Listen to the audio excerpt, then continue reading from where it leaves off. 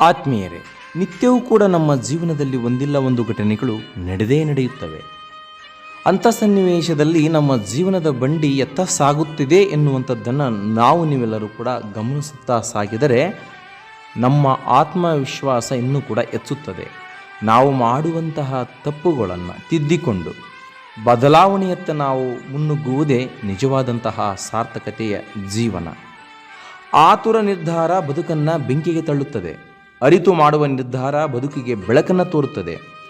ನಂಬಿಕೆ, ತಾಳ್ಮೆ ನಿಮ್ಮಲ್ಲಿದ್ದರೆ ಅದರ ಫಲ ಮುಂದೊಂದು ದಿನ ಸಿಹಿಯನ್ನು ನೀಡುತ್ತದೆ. ಅದರಿಂದ ಯಾವತ್ತೂ ಕೂಡ ನಾವು ಒಳ್ಳೆಯ ಒಂದು ನಿರ್ಧಾರಗಳನ್ನು ಕೈಗೊಳ್ಳೋಣ. ಜೀವನದಲ್ಲಿ ಯಾವುದೇ ರೀತಿಯಾದಂತಹ ಒಂದು ಮನಸ್ತಾಪಗಳಿದ್ದರೂ ಕೂಡ ಅವುಗಳನ್ನು ದೂರ ಇಡೋಣ. ನೋಡಿ, ಕಾಗೆ ಕಪ್ಪು ಬಣ್ಣವಾದರೂ ಕೂಡ ಹಂಚಿ ತಿನ್ನುವ ಮನಸ್ಸಿದೆ. ಬದುಕುವುದಕ್ಕೆ ಬೇಕಾಗಿರೋದು ಬಣ್ಣವಲ್ಲ, ಬಣ್ಣವನ್ನು ಬದಲಿಸದೇ ಇರುವಂತಹ ಗುಣ ನಮಗಿರಬೇಕು. ಅಂದಾಗ ಮಾತ್ರ ಜೀವನ ಹಸನಾಗುತ್ತದೆ. ಎಲ್ಲ ಅಂಶಗಳನ್ನು ನಾವು ಜೀವನದಲ್ಲಿ ತಿಳಿದುಕೊಂಡಾಗ ಮಾತ್ರ ನಮ್ಮ ಜೀವನದ ಸಾರ್ಥಕತೆ ನಮ್ಮದಾಗುತ್ತದೆ.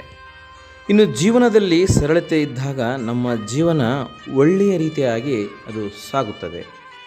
ಜೀವನದ ಪ್ರತಿಯೊಂದು ಹಂತದಲ್ಲಿ ಕೂಡ ನಾವು ಸರಳತೆಯ ಮಾರ್ಗವನ್ನು ಅನುಸರಿಸುತ್ತಿರಬೇಕು.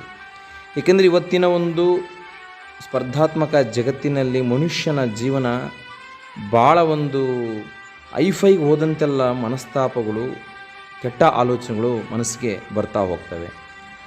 ನಮ್ಮ ಉದ್ದೇಶ ಎಷ್ಟೇ ಇರಿದಾಗಿದ್ದರೂ ಕೂಡ ಅದಕ್ಕೆ ಅನುಗುಣವಾದಂತಹ ಒಂದು ವ್ಯವಹಾರ ಆಚರಣೆಗಳು ನಮ್ಮಲ್ಲಿ ಇಲ್ಲದಿದ್ದರೆ ಯಶಸ್ಸನ್ನು ಗಳಿಸಲು ಸಾಧ್ಯವಿಲ್ಲ.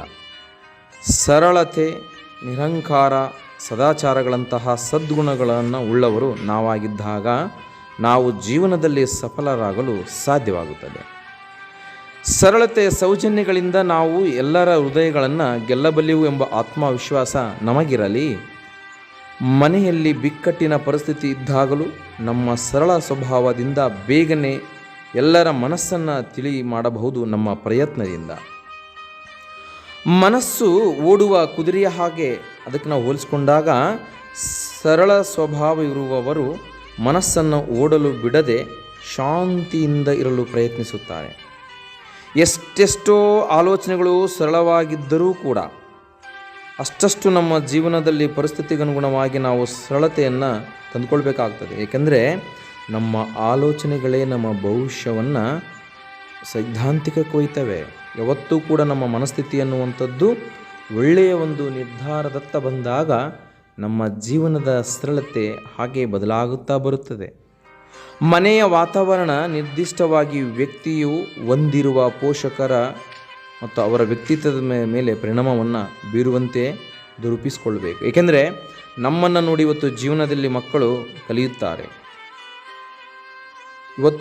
ಇವತ್ತು ನಮ್ಮನ್ನು ಅನುಕರಿಸ್ತಕ್ಕಂಥ ಮಕ್ಕಳು ಬದಲಾಗಬೇಕಾದರೆ ನಾವು ನಮ್ಮ ಮನೆಯಲ್ಲಿ ಉತ್ತಮ ಒಂದು ಪರಿಸರವನ್ನು ನಾವು ತಂದುಕೊಡಬೇಕಾಗುತ್ತದೆ.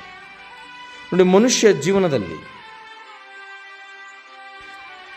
ಜೀವನದಲ್ಲಿ ಖುಷಿ, ಆನಂದ ಮತ್ತು ಸುಖ ಇವುಗಳ ಒಂದು ಅರ್ಥವನ್ನು ತಿಳಿದುಕೊಳ್ಳೋಣ. ಪ್ರತಿಯೊಬ್ಬ ಮಾನವನು ಅನುಭವಿಸಿಯೇ ಇರುವ ಈ ಮೂರು ಭಾವನೆಗಳಿಗೆ ಸ್ವಲ್ಪ ವ್ಯತ್ಯಾಸವನ್ನು ನಾವು ಕಾಣಿಸ್ತೇವೆ. ನೋಡಿ, ಅರ್ಥ ಮಾಡ್ಕೊಳ್ಳಿ. ಬಯಸಿದ್ದು ಸಿಕ್ಕ ತಕ್ಷಣ ಆಗುವ ಅನುಭೂತಿಯೇ ಖುಷಿ. ನಮ್ಮ ಮನಸ್ಸಿಗೆ ಅದು ಲಭಿಸ್ತದೆ. ಆ ಖುಷಿ ಹೆಚ್ಚು ಹೊತ್ತು ಅನುಭೂತಿಯಲ್ಲಿ ಉಳಿದರೆ ಅದನ್ನು ಆನಂದ ಅಂತ ಕರಿತೇವೆ. ಖುಷಿ ಇದ್ದರೂ ಕೂಡ ಸುಖವಾಗಿರಬೇಕೆಂದೇನಿಲ್ಲ. ಆಯುಷ್ಯ, ಆರೋಗ್ಯ, ಐಶ್ವರ್ಯ, ಮನಸ್ಸು ಎಲ್ಲವೂ ಸರಿಯಾಗಿದ್ದಾಗ ಮನುಷ್ಯನಿಗೆ ಸುಖ ಇದೆ ಅಂತ ನಾವು ಹೇಳ್ಬೋದು. ನೋಡಿ, ಇದನ್ನು ನಾವು ಅರ್ಥೈಸ್ಕೊಳ್ಬೇಕಾದ್ರೆ ಈ ರೀತಿ ತಿಳ್ಕೊಳ್ಳೋಣ. ಕಾರಿನಲ್ಲಿ ಚಿಕ್ಕ ರೌಂಡ್ ಹೋಗಿ ಬಂದರೆ ಅದು ನಮಗೆ ಖುಷಿ ಸಿಗುತ್ತದೆ ಮನಸ್ಸಿಗೆ. ಜಾಸ್ತಿ ದೂರ ಹೈವೇನಲ್ಲಿ ಹೋಗಿ ಬಂದರೆ ನಮ್ಮ ಮನಸ್ಸಿಗೆ ಆನಂದ ಆಗ್ತದೆ ಅದೇ ಕಾರಿನಲ್ಲಿ.